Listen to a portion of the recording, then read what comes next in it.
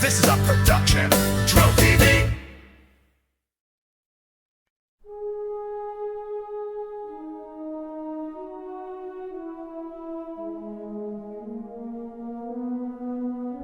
Once upon a time in a world of magic, light, and darkness.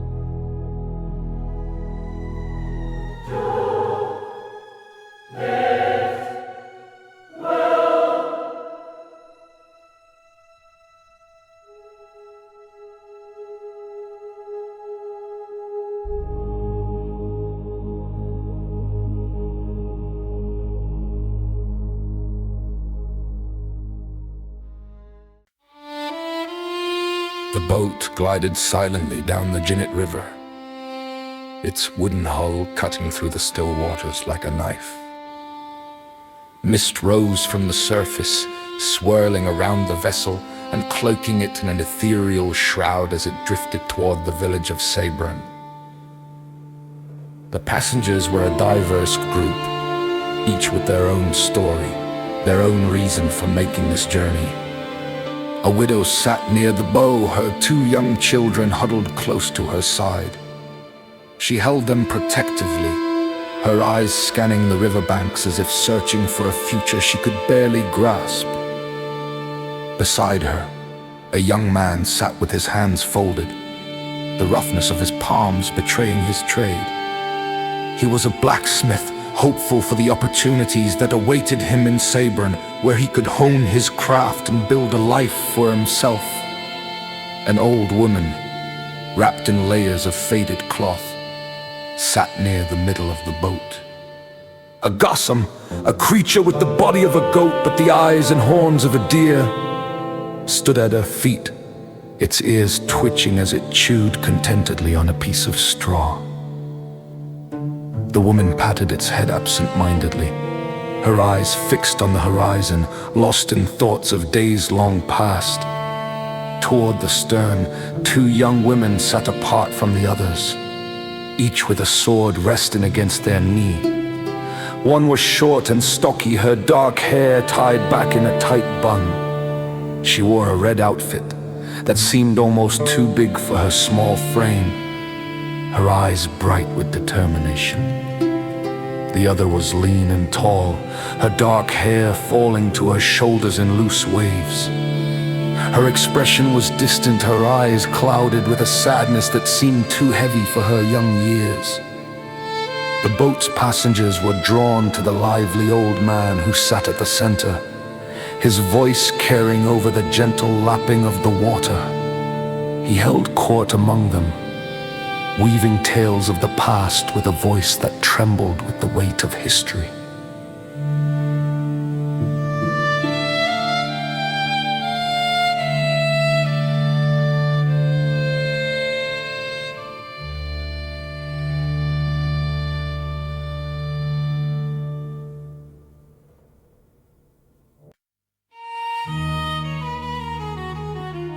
Once upon a time, he began, his eyes twinkling with the joy of storytelling.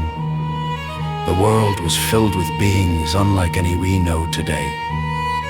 They were the Eternals, ageless and wise, their lifespans stretching over millennia.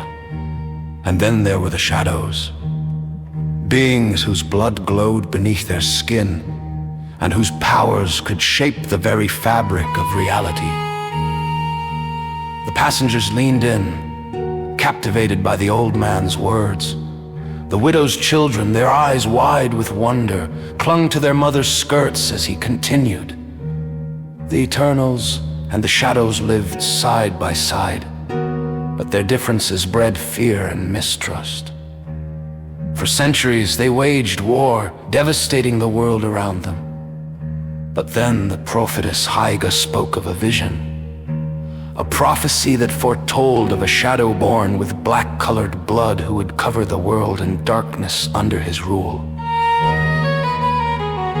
A murmur of unease rippled through the listeners.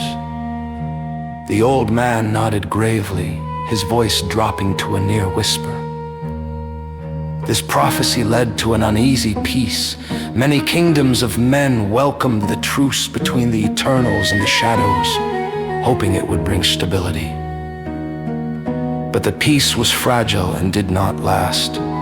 His eyes grew distant, as if he were seeing the events unfold before him. In a small village, 3 shadows were born on the same night to 3 different mothers. Milu, with purple blood that shimmered like amethyst. Sanuke, whose orange blood glowed like the setting sun, and the one who would become known as the Taba Obi, whose black blood was a harbinger of doom. He paused, letting the weight of his words sink in. Their births were hidden from the world, but such secrets cannot stay hidden forever. When their existence was discovered in their young adulthood, the villagers turned on them. The village was pillaged and destroyed, the trio barely escaping with their lives. The passengers were silent, hanging on his every word as he continued, his voice filled with the sorrow of the tale. For nearly a century they fled, hunted wherever they went. But Taba Obi, the Black Shadow, was unyielding. He proclaimed that the world would soon know his vengeance, that its time was running out.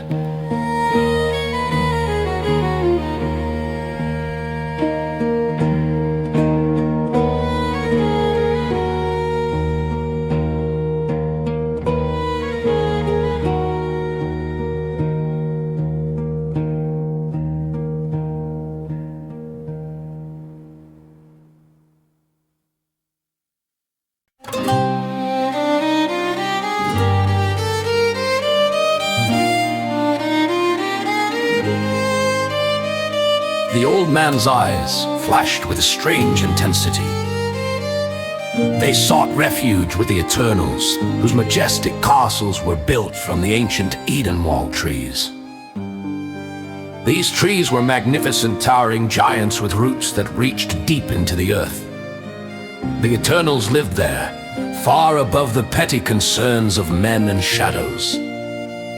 But even they could not ignore the plight of the 3. He leaned forward, his voice dropping to a conspiratorial whisper. Tabaobi and Sanuke asked the Eternals to take Milu in to protect her from the fate that awaited them. But they did not ask for themselves. No, they had a different path to follow, a dark purpose that would soon shake the world to its core. The passengers were spellbound, their gazes fixed on the old man as he spoke. But before he could continue,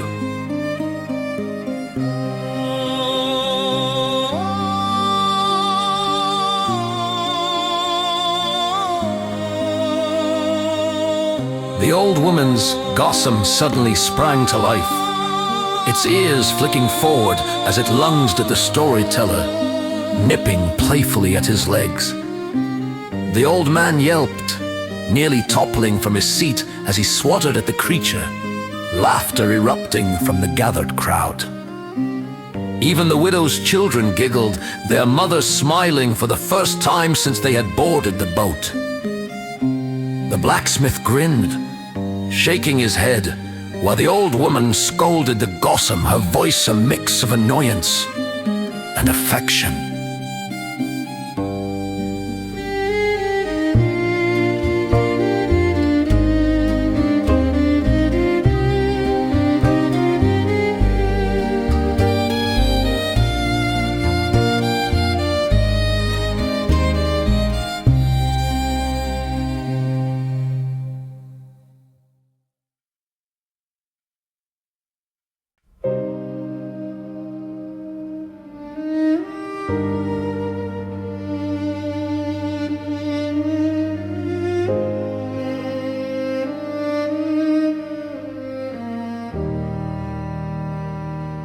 But not everyone was laughing. The tall, lean duelist student, her shoulders hunched, wiped at her eyes, tears streaming down her cheeks. She turned away, her body shaking with silent sobs. The shorter student, dressed in red, noticing her distress, moved closer, her voice soft with concern. Are you all right? Did the story upset you? The taller woman shook her head, wiping her eyes with the back of her hand. No. My parents and my little brother. They were killed in the village of Kwasnar. The boat fell silent, the passengers exchanging uneasy glances. The young woman in red leaned closer, her eyes wide with sympathy. I'm so sorry. What happened?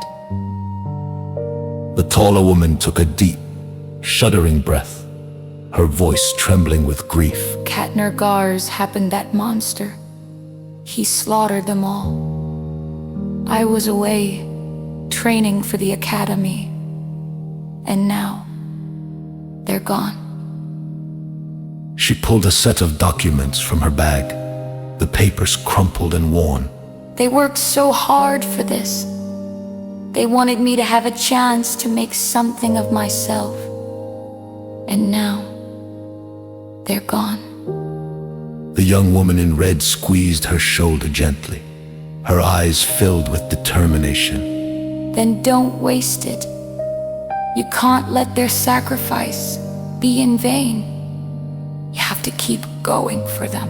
The taller woman looked up, her eyes searching the shorter woman's face. You're right. I have to keep going for them. The young woman in red smiled, holding out her hand. I'm Meisu. Let's help each other out, okay?